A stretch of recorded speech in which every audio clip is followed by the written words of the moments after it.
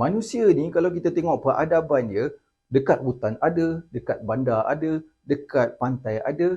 So itu maksudnya manusia digunakan dengan satu naluri, iaitu naluri untuk survive. Dan cantiknya Allah kurniakan naluri ini, manusia boleh adapt dengan situasi keliling dia.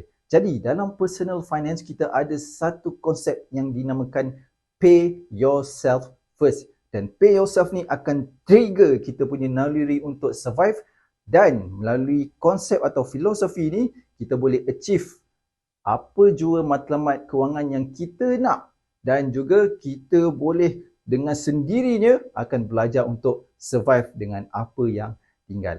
Jadi kita akan tengok dan bedah apakah itu konsep pay yourself first.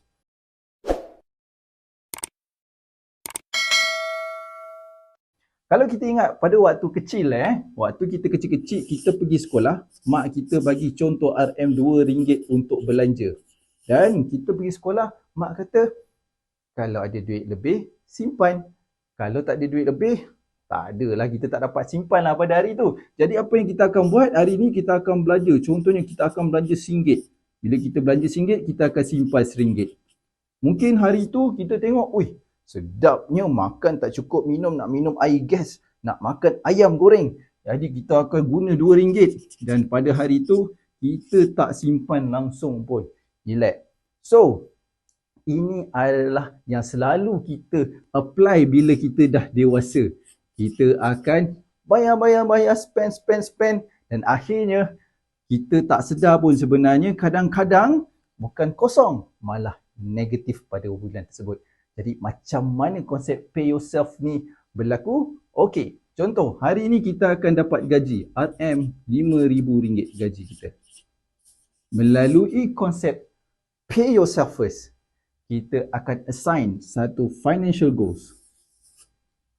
So apakah matlamat kewangan yang kita nak capai? Ini antaranya. 1. Retirement. Kita nak retirement fund, pencen, duit pencen, sekian-sekian. Kita nak beli rumah. Contoh, harga rumah kita nak beli 500k.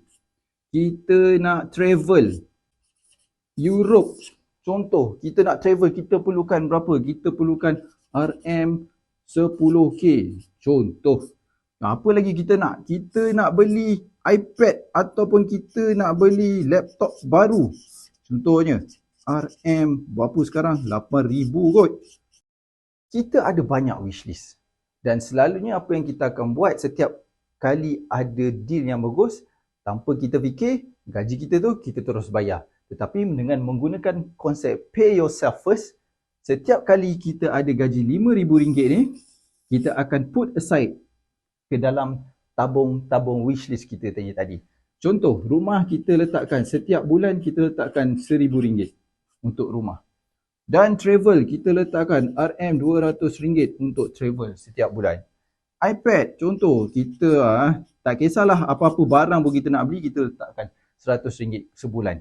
Dan retirement fund ni kalau KWSP, kalau siapa yang bisnes sendiri mungkin kena ada sedikit lebihan untuk retirement fund. So, the beauty of this concept, kita hanya tahu bilakah masa yang sesuai untuk beli rumah bila kita dah capai amount yang cukup yang telah dikumpulkan. Sebagai contoh, kalau kita nak beli rumah harga RM500,000 dan rumah tu adalah rumah sub-sales, kita perlu sediakan 10% ke 15% duit dalam bentuk cash contohnya. Jadi kita memerlukan lebih kurang dalam 50k ke 75k. Melalui konsep pay yourself ni, kita hanya tahu kita akan mampu beli rumah harga 500k ni sejurus selepas tabung ni penuh 50k ke 75k. Sama juga bila kita nak travel, instead of kita terus tengok tiket, terus beli. Tetapi dengan konsep pay yourself first ni, melalui tabungan yang kita buat, bila cukup 10k sahaja, kita terus tengok apakah option yang available yang kita boleh beli pada waktu tu, deal waktu tu, kita pergi trip.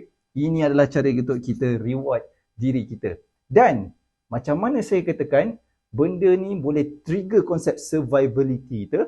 Sebagai contoh, kita dah put aside, kita ada RM5,000. Kita dah put aside RM2,000, RM3,000 contohnya, ke dalam kita punya pay yourself first. Dan kita ada baki RM2,000. Jadi konsep ini sangat-sangat membantu, especially kepada golongan-golongan muda, kerana expenses bulanan mereka tak tinggi macam orang-orang yang dah berkahwin, dah ada anak ramai. Jadi orang-orang muda, you guna konsep ni, you ada lebihan RM2,000 ni, pandai-pandailah you survive. Sama juga kalau you ni gaji you mungkin kurang sikit, RM2,500. So you akan adjust kat sini berapa you want to pay yourself first. Daripada amount ni, pandai-pandailah you survive. Kita ambil contoh, kalau you rasa hari ni bajet tak cukup, you tak adalah keluar pergi makan-makan mewah, you tak adalah beli kopi Starbucks selalu. Jadi that's how we trigger our survival instinct. Okay? So konsep ni ada satu saja yang cons dia. Bila kita letakkan fund dengan ni, mungkin dia akan ambil masa sedikit lama. Mungkin untuk achieve simpanan 50k ke 75k ni mungkin kita akan ambil masa, let's say 5 tahun contohnya.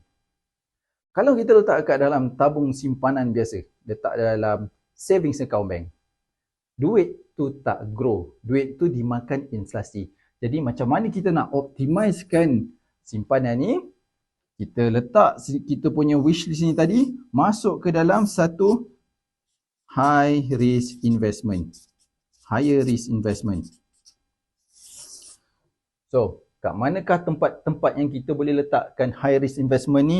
Contoh dekat unit trust ke stock market ke, dia macam lagi lah private equity ke, private mandate ke, macam-macam.